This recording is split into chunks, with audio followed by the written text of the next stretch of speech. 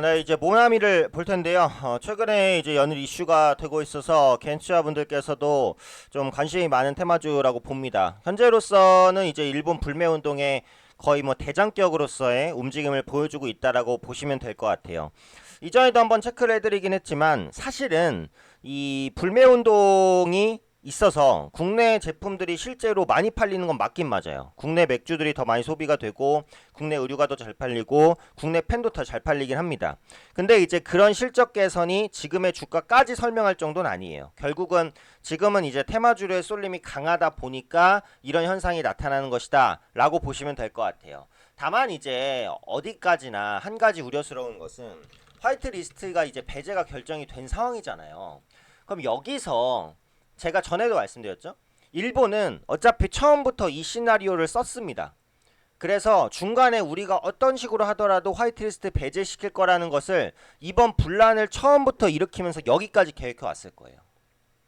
저는 그렇다고 생각해요. 그래서 지금까지는 시나리오대로 왔는데 지금부터는 상황에 따라서 좀 변칙적인 부분들을 보일 수 있다고 생각해요. 일본 측에서는.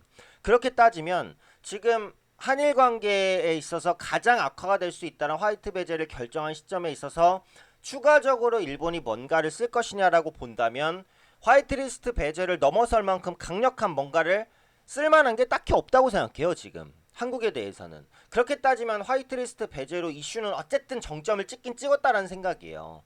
차익 매물이 언제든 나올 수 있다는 부분을 항상 우려하는 게 맞다, 염두하는 게 맞다는 말씀을 드렸어요. 다만 후속적인 모멘텀이 있다면 이런 거죠. 예를 들면 한국의 대응입니다.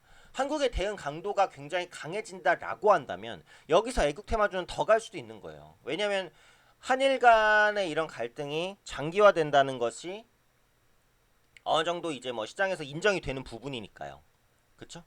그래서 그런 부분에 따른 이제 그 부담감 이런 것들이 더 작용하면서 애국 테마주가 추가적인 상승을 보일 수 있는 가능성들이 조금은 더 열리게 될 수 있다라는 관점이죠.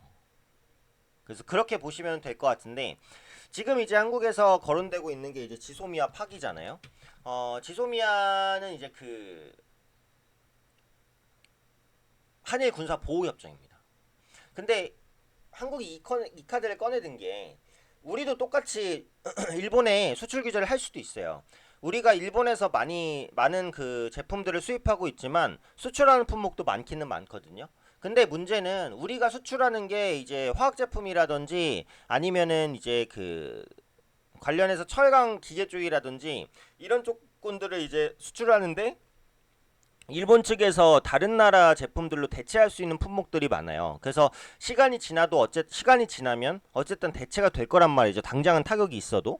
그러니까 우리도 똑같이 이제 수출 작전으로 가는 건 아닌 거예요. 그리고 두 번째로 그 WTO 세계무역기구에서 우리가 일본이 우리한테 수출하는 게 잘못됐다라고 이제 그러니까 수출 규제라는 게 잘못됐다라고 제소를 하는 상황인데 거기서 우리가 똑같이 수출 규제로 맞받으면은 그거는 자가당착인 거잖아요. 그렇기 때문에 그런 부분보다는 다른 쪽을 찾다 보니까 이 지소미아 파기라는 카드가 나온 거거든요. 물론 이걸 이제 파기하게 됐을 때는 반드시 일본에만 타격이 있는 건 아니에요. 말 그대로 한일 간의 군사보호 협정이기 때문에 보호협정, 정보보호협정이기 때문에 이 부분이 파기됐을 때는 한국도 타격을 받을 수가 있습니다. 근데 어쨌든 우리 입장에서도 대응을 해야 되긴 하는 거니까 지소미아 파기가 거론되고 이 부분에 대한 실현 가능성이 높아지면은 애국 관련된 종목군들이 더 올라갈 수도 있는 거죠. 그리고 특히 이제 모나미든 하이트진로든 최근에 이번 불매운동을 기회로 삼으려는 움직임이 커요. 모나미가 최근에 볼펜 중에 그 FX153이라는 그 볼펜을 선보였어요. 아마 모델명을 검색해 보시면 나올 텐데 한정판 볼펜입니다. 투명한 볼펜에 그 한글로 제품명을 넣었고요.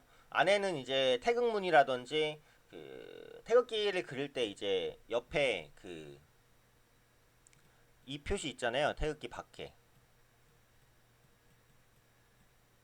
이렇게 돼 있는 거.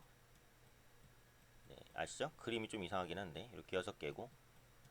그래서 이 건공감리 같은 것들도 표시를 하고 무궁화 이미지가 디자인된 볼펜 심을 적용했어요.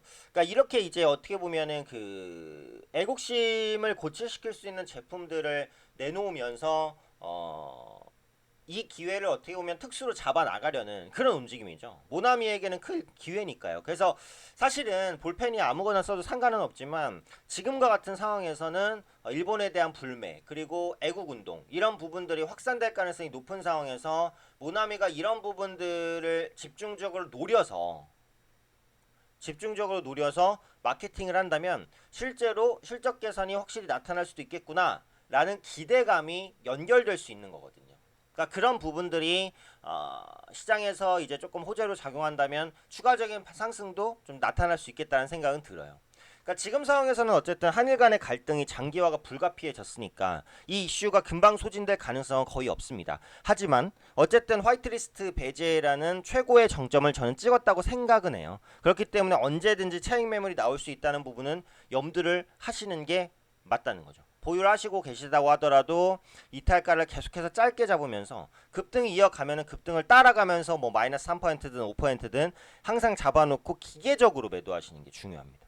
이런 종목이 언제 떨어질지 모르지만 한번 떨어지게 됐을 때는 정말 크게 밀리는 경우가 많아요. 그래서 정해진 손절선을 이탈하게 되면 어버버하다가 매도 못하고 물리는 가능성이 있으니까요. 이런 부분도 주의를 하시는 게 맞을 것 같아요. 그래서 모나미를 포함해서 이제 애국 관련주 전반에 대해서 좀 말씀을 드렸으니까 제가 언급드린 부분들 좀 참고하셔서 대응을 하시면 좋겠습니다.